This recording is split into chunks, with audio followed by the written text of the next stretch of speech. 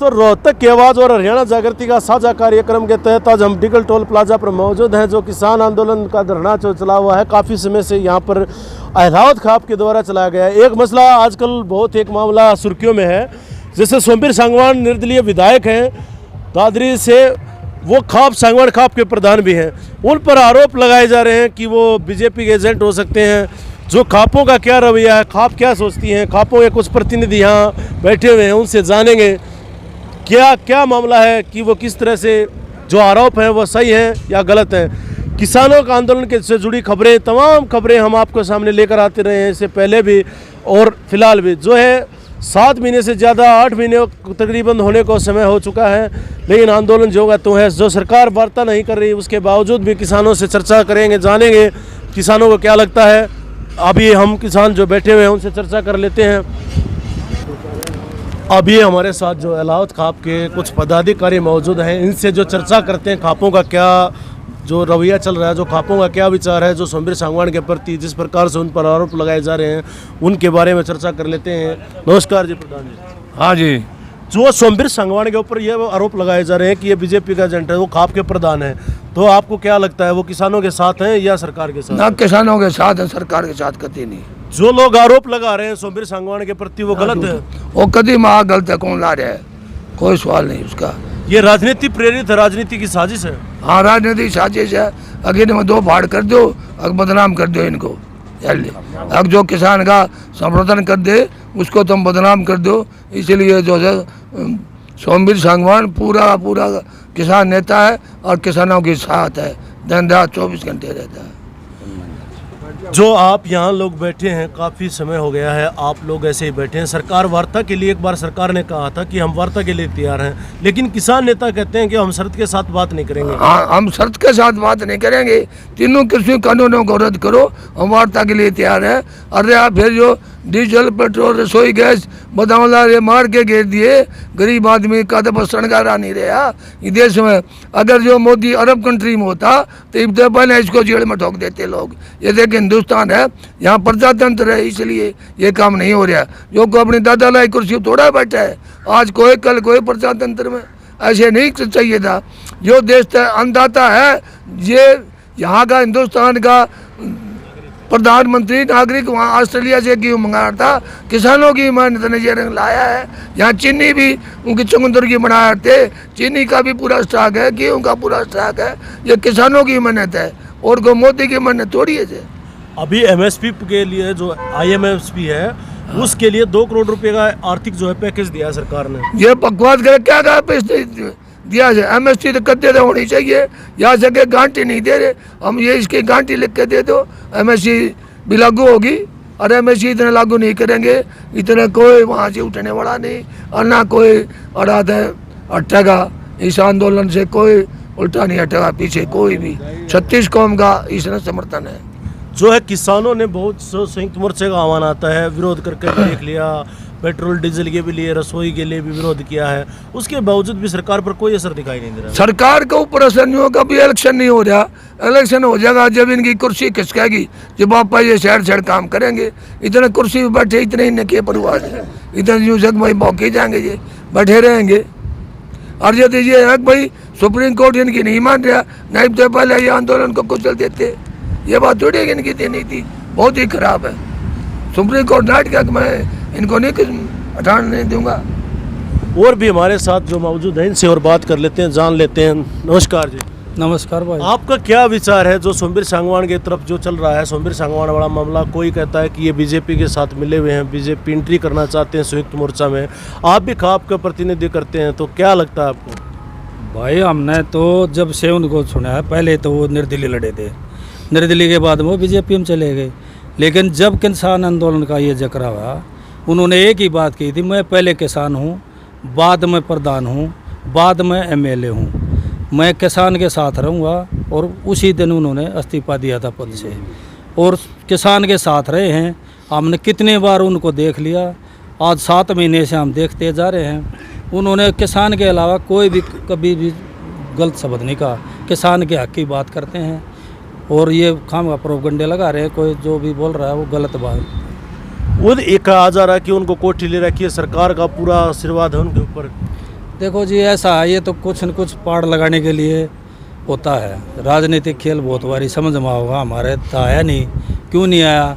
अभी देख लो, अभी जैसे बंगाल में कुछ इलेक्शन था, जब कुछ प्रोपगंडे लगाए उन्होंने कोयला खान में वो कर लिया।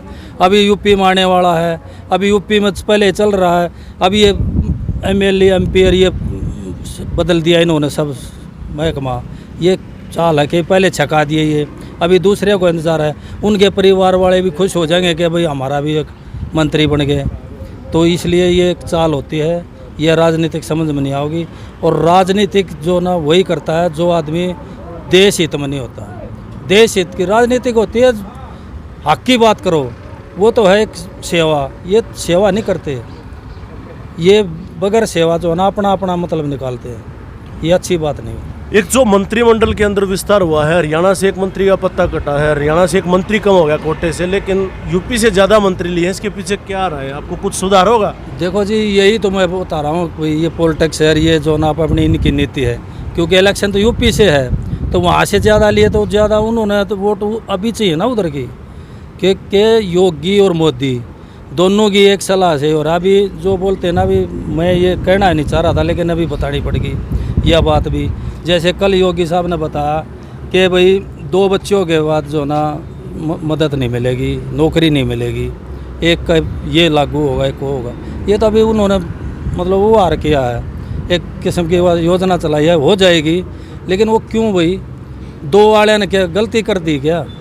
जिनके 3 थे पहले गलती, इनको ये पता था कि भाई हमारा आगे 3 हो जाएंगे तो हमने ये चीज़ सुविधा नहीं मिलेगी। तो अभी हाँ, अभी के बाद ये होना चाहिए ना, जैसे नौकरी लगाते हैं उस साल के बाद में जो भर्ती हुआ उसको पेंशन नहीं होगी, तो उसका ये रोल होना चाहिए ना। अभी के बाद में योगी सरकार अभी है, इसके बाद में जिसके होंगे वो होना चाहिए, न कि पहले से कर देंगे।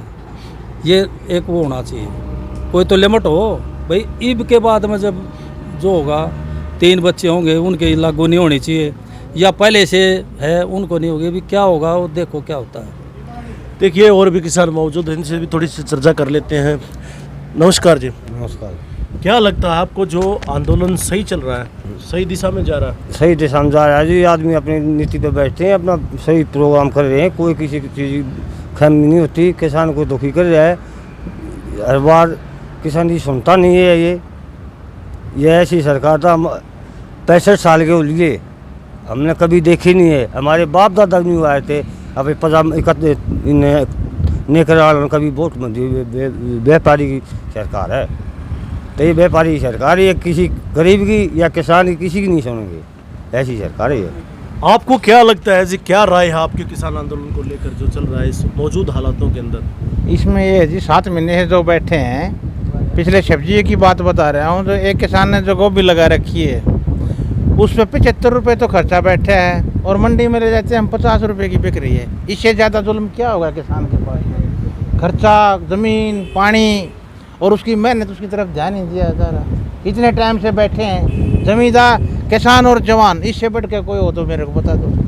उनकी तरफ को ध्यान नहीं दे रहा। कई बार बोल दिया किसानों ने 7 महीने से जो ये टाइम लगा रहे हैं, इतना टाइम लगाए ना 7 महीने, इसकी कीमत टाइम अपना ये निकाल के देखो, हम मान जाएंगे 7 महीने से 2 दिन से कोई मंत्री बैठे हैं वहाँ पे। और इन भाइयों ने, किसानों ने आज 7 महीने हो गए जी और जान से, तन मन धन से बैठे, इतना काम छोड़े, इतना नुकसान की कोई परवाह नहीं कर रहे।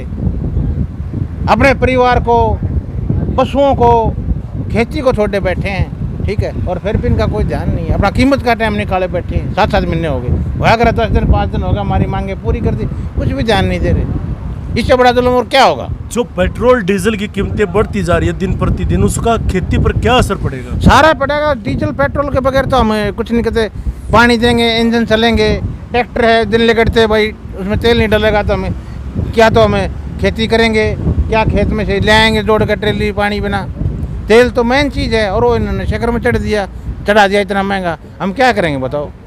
तो इससे क्या प्रभाव पड़ने वाला है? काय कम होगी, बढ़ेगी, जैसे दुगनी आएगा जो फार्मूला दिया जा रहा था सरकार की तरफ से, तो तेल की कीमतें बढ़ने से क्या प्रभाव पड़ेगा खेती पर? कर जो खेती पर जो हमारा टाइम पे जो हमने पौध लगानी है, फसल तैयार करनी है, उसका नुकसान होगा हमारे पर। आज एक किसान के पास पैसा नहीं है तेल ही लेने के लिए, उसने पानी आज देना 3 दिन बाद देगा, उसका क्या फ़ायदा होगा खेती में?